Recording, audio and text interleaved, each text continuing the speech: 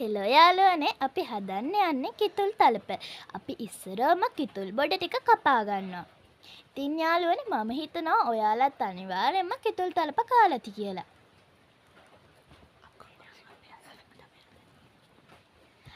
මේ තියෙන්නේ අපි කපාගත්තු කිතුල් බඩ ටික. ඉතින් යාළුවනේ මේ කපන්නේ නම් අපේ අත්තම තමයි.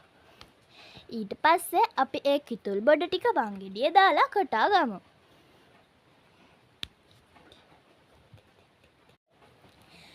යාළුවනේ මම නම් හිතනවාද වහී කියලා. මේ බලන්නකො සත්තුත් බය වෙලා. දැන් ඊට පස්සේ අපි ඒ කොටාගත්ත කිතුල් බොඩ ටික වංගෙඩිය දාලා කොටා ගන්නවා. මේ තමයි අපි කොටාගත්ත කිතුල් කුඩු ටික. බලන්න ඒක ලස්සනට පාටට තියෙනවා.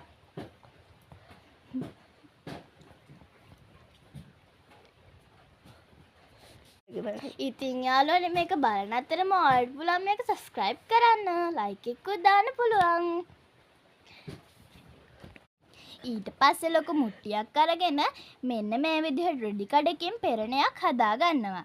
ඒ මුට්ටියට රෙදි කඩ පිරෙන වැහෙන විදිහට වතුර පුරවා ගමු. යාළුවනේ මේ හොදන්න අපි වංගෙඩිය දාලා කොටාගත්තු කිතුල් කුඩු ටික. යාළුවනේ මේ අයින් කරන්නේ නම් මේක හොදලා ඉතුරු වෙන කුඩු ටික.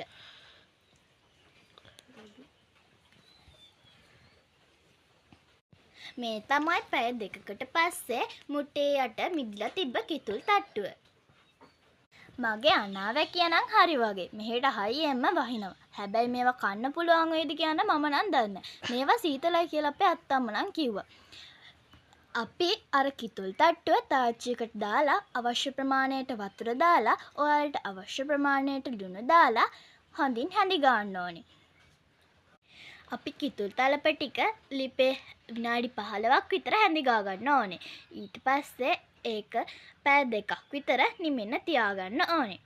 ඉතින් යාළුවනේ මට හැඳි ගාන ටික නම් ඔයාලට පෙන්වන්න බැරි වුණා. අපි දැන් මේක බලමු.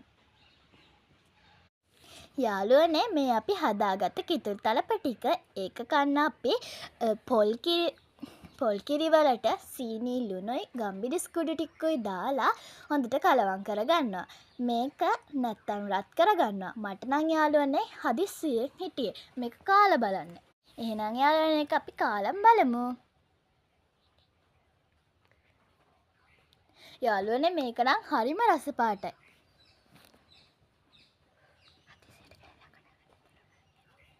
යාළුවනේ හදිසියට කෑල්ලක් කඩා ගන්නත් බැරි වුණා මට.